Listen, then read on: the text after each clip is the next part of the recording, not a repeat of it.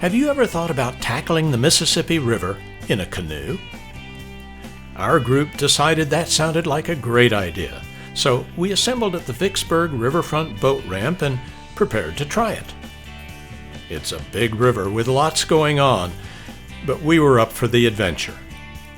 We figured the 10 of us, plus our guide, could easily fit in one canoe, so off we went. Did someone say something about synchronizing our paddle strokes? Oh well, there's a learning curve for everything.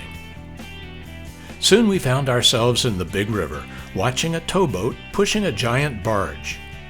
This is a standard barge about 190 feet long and 35 feet wide, carrying up to 1,500 tons of cargo.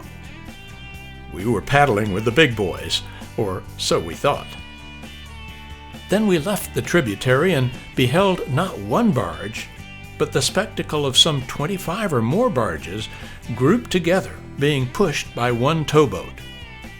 Yes, it's called a towboat, even though it's pushing. We watched the captain of this towboat push a cluster of 5 barges abreast, extending 5 barges ahead under the upcoming railroad bridge. A delicate maneuver. The navigable channel had been narrowed by severe drought and had to be dredged by the U.S. Corps of Engineers to a depth of 9 feet or more to accommodate the barges. As we headed back, we realized the significance of what we had seen. The Mississippi River transports 92% of all U.S. agricultural exports. We were honored to have seen the operation up close and personal. Now, if we can just successfully disembark from our canoe without falling in, our adventure will be complete.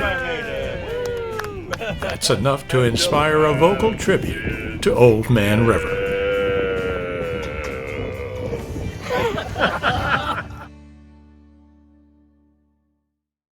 Cantilever bridges connect Vicksburg, Mississippi with Delta, Louisiana.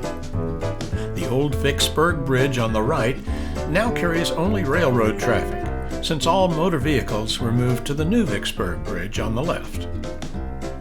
As you can imagine, barges were known to collide with these bridges until radar was installed in 2013 to assist their captains in threading the needle.